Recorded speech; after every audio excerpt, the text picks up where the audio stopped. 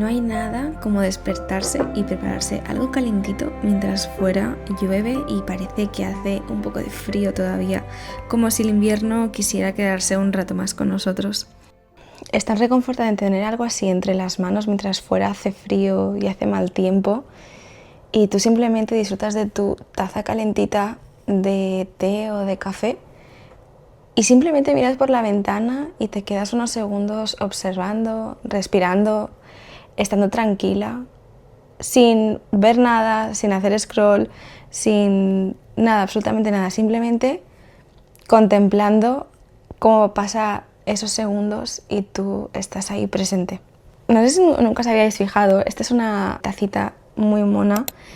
inspirada en cerámica japonesa. Y no sé si os habéis dado cuenta que las tazas que son de cerámica japonesa nunca tienen asas. ¿Sabéis por qué? Porque las tazas no tienen asas.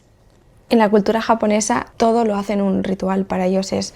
muy importante los hábitos transformados en rituales y no ponen asas en sus tazas precisamente para enseñarnos el arte de la paciencia,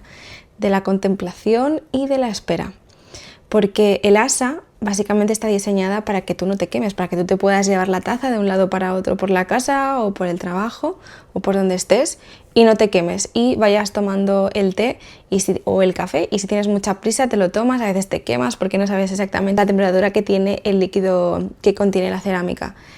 Ellos eliminan las asas precisamente para que esperes hasta el momento en el que el contenido está suficientemente frío pero sigue estando caliente para tomártelo. Es algo en lo que realmente he estado dándole una vuelta estas semanas y haciendo una pequeña reflexión sobre precisamente esto, el cómo hemos podido llegar al punto en el que hemos tenido que diseñar estas asas en nuestra vida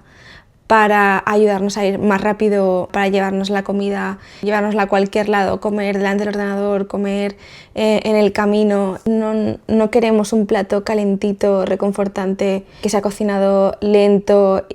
o que te lo has preparado tú, sino que quieres algo rápido para comértelo lo más rápido posible porque tienes que hacer más cosas. A veces tenemos que ser conscientes de lo que nos rodea, de la velocidad a la que puede llegar a ir nuestras vidas. Yo creo que hay que hacer el ejercicio de al menos unos segundos o unos minutos al día de no hacer absolutamente nada y simplemente observar por la ventana y estar una con sus pensamientos. Porque al final nos levantamos, nos ponemos a hacer cosas en casa, limpiar, nos ponemos un podcast, nos ponemos un canal de YouTube, nos ponemos a leer un libro, mientras que hacemos scroll, mientras que vemos una serie, mientras estamos constantemente bombardeándonos nuestro cerebro con demasiada información, con demasiado contenido, y creo que hay momentos en los que hay que bajarle un poco el ritmo a eso, ser más conscientes de cómo es nuestro día a día y de que no hace falta hacer 1000 cosas a la vez todo el rato. Y esto es algo que me estoy recordando todos los días un poco, ahora que no estoy trabajando en un trabajo corporativo ni tengo un horario de 9 a 6, sino que yo me marco un poco el horario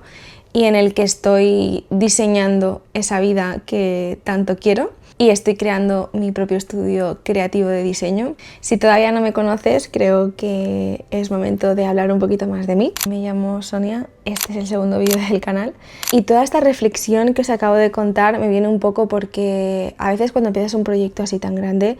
es un poco abrumador la cantidad de cosas que se te ocurren en la cabeza, la cantidad de cosas que quieres hacer, que si abrir un canal, que si tener una cuenta de Instagram o 2 cuentas, que si hay que postear, que hay que montar una web, que hay que empezar a buscar clientes.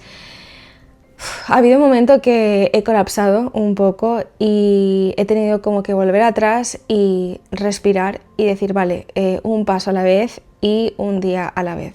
No por querer hacerlo todo de golpe va a salir bien, hay que organizarse un poco. Cada día vamos a trabajar en algo y vamos a ir tachando de la lista de to-dos. Creo que como sociedad tenemos que volver a aprender a ser un poco más conscientes de lo que nos rodea, de la velocidad de la vida y de que no todo tiene que ser rápido ni instantáneo. A veces las cosas tienen su propia velocidad, tienen su propio ritmo y bueno, hay que aceptar eso. De hecho, hace mucho tiempo que tengo esta idea de crear un proyecto propio, de poder tener algo mío en lo que experimentar, en lo que equivocarme, en lo que trabajar, madurar, crecer. Hace más o menos como 3 años que me vine a Madrid para hacer un máster en diseño gráfico y la verdad que justamente en ese momento le pude empezar a dedicar un poco más tiempo a ese proyecto y recuerdo que aproveché varias asignaturas en las que teníamos que hacer proyectos de creación de identidad propia para definir esa identidad, dar un nombre al estudio, pensar en cómo lo quería enfocar, cuál quería que fueran los valores, los objetivos, qué es lo que quería conseguir, qué es lo que quería transmitir. Es curioso porque era como que cada vez que a lo largo de mi vida he tenido estas formaciones o he tenido momentos en los que he tenido más tiempo, es como que de alguna forma he ido consiguiendo moldear mucho más este estudio. Y lo curioso de la vida es que empecé a tenerlo tan claro en aquel entonces, el que quería montar ese estudio, y ya tenía un nombre pensado que tenía que ser con S, tenía que tener como inspiración en el mar, tenía que ser algo que realmente me representara. Me acuerdo que, pues eso, hace como 3 años o así, el tema del journaling y la marca, por ejemplo, de Luis Carmen, de los journals de cuero, no estaba tan a la moda y yo me hice un Luis Carmen cuando todavía los precios no eran tan desorbitados y es muy gracioso que este Luis Carmen que yo me diseñé, ya me lo diseñé pensando en que fuera un poco la identidad de mi estudio, con los colores, luego los grabados que le hice. No sé si lo vais a poder ver, pero aquí abajo hay 2 S que son las iniciales del nombre de mi estudio, que es Salty Studio. Y es curioso, o sea, al final, pues hace 3 años que le vengo dando vueltas a esto, hace 3 años que diseñé una identidad y en estas últimas semanas básicamente me he estado dedicando a coger todos esos archivos, recuperar todos esos archivos, echarles un vistazo, ver qué es lo que funcionaba y lo que no, mejorarlo y ya está, ya tenía el nombre, la identidad y el dominio de la web. Ha sido súper rápido. Y todo esto viene a decir de que, pues por mucho que yo quisiera a lo mejor hace 3 años haber construido mi marca y haber tenido ya mi estudio, no ha sido hasta 3 años después de haber hecho estos trabajos que realmente lo estoy haciendo. Y esto es un poco para enseñarnos que todo tiene su tiempo, todo tiene su ritmo. Estas semanas la verdad que a nivel emocional no han sido lo más fácil. Como comentaba antes, al final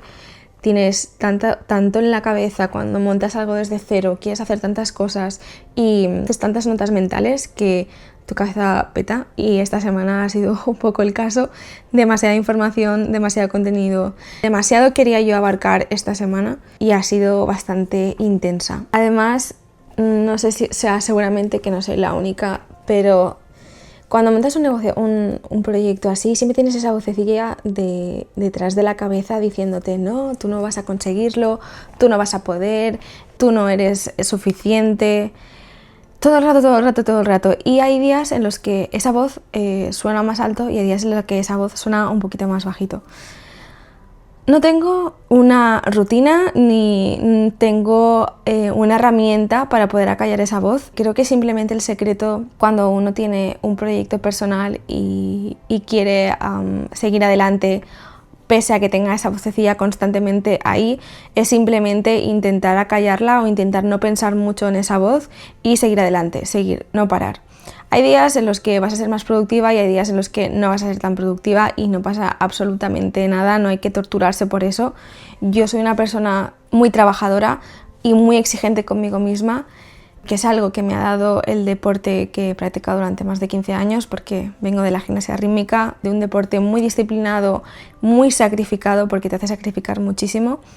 pero también te enseña pues valores muy bonitos, y creo que sin haber hecho ese deporte durante tantos años no sería la persona que soy ahora. Chicas, a veces no pasa nada si un día estamos al 10% y un día estamos al 200%, si otro día damos el 90% y otro día damos el 30%. No pasa absolutamente nada. No somos máquinas, no somos seres naturales, nos pasan cosas, tenemos emociones, sentimos y es bueno y no pasa absolutamente nada, no hay que torturarse, no hay que machacarse. De hecho, muchas veces es por eso que nos autofrenamos de alguna forma, que no nos dejamos tener un día menos productivo o un día en el que pues no te apetece hacer nada y no haces nada de alrededor, o sea, relacionado con tu proyecto, pero sí que haces más cosas en tu vida, pues vas a entrenar, haces deporte, lees, dibujas, haces un poco de journaling, te vas a hacer un café con una amiga, tienes una videollamada con esa amiga que vive lejos y que es como tu, ¿cómo decirlo? Como esa persona que te transmite esa energía y te ayuda como a desconectar. Y esto es precisamente la primera clave para proteger tu creatividad. Pero de esto vamos a hablar en el siguiente vídeo. Muchas gracias por quedaros hasta el final.